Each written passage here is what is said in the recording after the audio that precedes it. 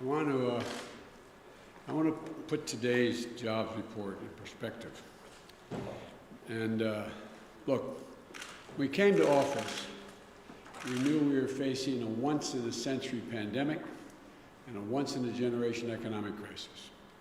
And we knew this wouldn't be a sprint, it'd be a marathon. Quite frankly, we're moving more rapidly than I thought we would. This morning we learned that our economy created 266,000 jobs in April. It hadn't been adjusted again yet, but that's what it says, 266. And listening to commentators today, as I was getting dressed, you might think that we should be disappointed. But when we passed the American Rescue Plan, I want to remind everybody, it was designed to help us over the course of a year, not 60 days, a year. We never thought that after the first 50 or 60 days, everything would be fine. Today, there's more evidence that our economy is moving in the right direction. But it's clear we have a long way to go. All told, our economy has added more than 1,500,000 new jobs since I took office. That's the most number of jobs created in the first 3 months of any presidency in our history. Just for perspective, in these 3 months before I got here, the economy added about 60,000 jobs a month, not 500,000. In the 3 months since I've been here, the economy has added 500,000 jobs per month. And this is progress. And it's a testament to our new strategy of growing this economy from the bottom up and the middle out.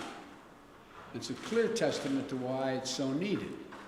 Some critics said that we didn't need the American Rescue Plan, that this economy would just heal itself. Today's report just underscores, in my view, how vital the actions we're taking are. Checks to people who are hurting, support for small businesses, for child care and school reopening, support to help families put food on the table. Our efforts are starting to work, but the climb is steep, and we still have a long way to go. Today's report also puts some truth to some loose talk that we've been hearing about the economy lately. First, that we should stop helping workers and families out for fear of overheating the economy. This report reinforces the real truth.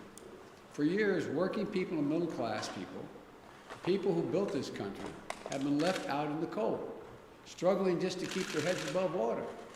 While those at the top have done very well, we're still digging out of an economic collapse that cost us 22 million jobs. Let me say that again. It cost us 22 million jobs. When we came in, we inherited a year of profound economic crisis and mismanagement on the virus. And we proposed, what we proposed is going to work. We're going to get to 70%. But anyway, look, it's also going to take focus, commitment, and time to get the economy moving again, as we want it to move. We've got work to do, to state the obvious, we have work to do. But look, let's keep our eye on the ball. That's why the American Rescue Plan is so important.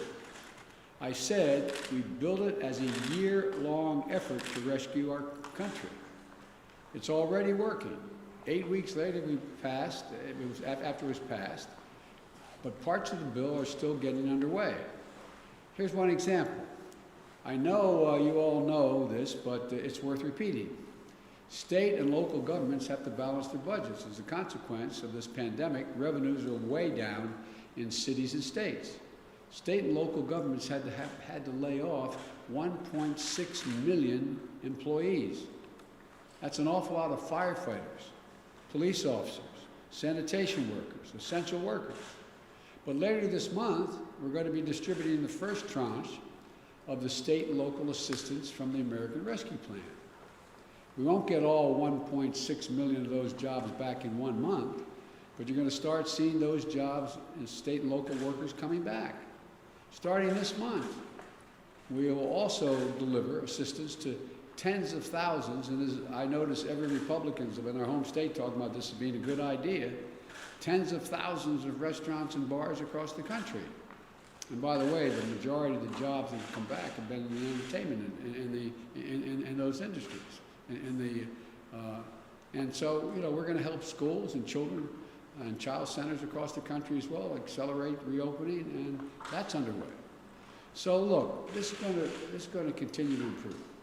Today's report makes clear. Thank goodness we passed the American Rescue Plan. Help is here, and more help is on the way, and more help is needed. Second, today's report is a rebuttal to loose talk that Americans just don't want to work. I know some employers are having trouble filling jobs, but what this report shows is that there's a much bigger problem, notwithstanding the commentary you might have heard this morning. It is that our economy still has 8 million fewer jobs than when this pandemic started. The data shows that more workers are looking for jobs, and many can't find them. While jobs are coming back, there's still millions of people out there looking for work. And the idea that they don't want to work, most middle-class, working-class people that I know think the way my dad did. He used to say, and I know I'm repeating myself, but I'm going to continue to because I think it's critical. A job is a lot more than a paycheck, he'd say, Joey. It's about your respect, your dignity, your place in the community. More than a paycheck is people's pride. It's about being able to look your child in the eye and say, honey, it's going to be okay. I've never forgotten that. I've never forgotten those folks I grew up with. I think about them every day as president. They didn't have a lot of money, but they busted their necks their whole lives to take care of their families. And all they ever wanted was a fair shot of making it. Last month, there were 266,000 more Americans with dignity that comes for the job. And there are millions of Americans out there who, through no fault of their own, have been knocked flat on their back this past year. The virus stole their jobs. And I'm determined to give them a fighting chance. That's why I've been so focused on vaccinating the nation and getting our economy running again. That's why we fought so hard to pass the American Rescue Plan. And again, the American Rescue Plan was for the whole year. It plays out over a year, and it's working. But we can't let up. This jobs report makes that clear. We've got too much work to do. And the American Rescue Plan is just that, a rescue plan. It's to get us back to where we were. But that's not nearly enough. We have to build back better. That's why we need the American Jobs Plan I proposed, to put us in a position where we can build back better, to reclaim our position as the leading and most innovative nation in the world and win the future, the 21st century. We need to rebuild the nation's roads and highways and bridges and ports and airports. We've got water systems all over the country that need repair. There are over 400,000 schools and daycare centers with lead pipes where the water goes through. 10 million homes. I saw a water project system yesterday in New Orleans that was over 80 years old. It's in need of major overhaul. And by the way, if they don't get it fixed, New Orleans itself is in real trouble. They need reliable, affordable, high-speed internet throughout this country. Our businesses need to compete worldwide. Our rural communities need to be able to compete and make their own judgments as to when to buy and sell. And our kids need to succeed in school. As my wife Jill says, any nation that out-educates us is going to outcompete us. We also need to up our game in our education system. 12 years of education in 2021 is not enough to compete in the 21st century. In my view, we need 16 years of public education guaranteed. In this country, from preschool for 3- and 4-year-olds at the early end to 2 years of community college after high school, there's some serious decisions to make and fundamental choices. And think about it. How much better off is the country if we have tens of thousands of graduating seniors from high school and beyond going to get 2 years of community college? Doesn't that increase our capacity significantly? This month's job numbers show we're on the right track. We still have a long way to go. As I said, my laser focus is on growing the nation's economy and creating jobs. My laser focus is on vaccinating our nation, and we're making continued progress. My laser focus is on one more thing, making sure working people in this country, hard-working people, are no longer left out in the cold. They're going to get a share of the benefits of a rising economy. It's been a long time since that happened. I've called my plan the blue-collar blueprint for America. That's exactly what it is. So let's not let up. We're still digging our way out of a very deep hole. No one should underestimate how tough this battle is. We still have a job to do here in Washington. The American people are counting on us. So let's get it done. Let's build an economy that delivers dignity and gives everybody a chance. I'm confident we can do this because there's nothing beyond the capacity of the American people. I want to thank you, God bless you, and may God protect our troops. Thank you. Mr. President, do you believe enhanced unemployment benefits had any effect on diminishing a return to work in some categories? No, nothing measurable. Thank you. And Mr. President, do you... On CDC mask mandates, I noticed you walked out to the podium with your mask on.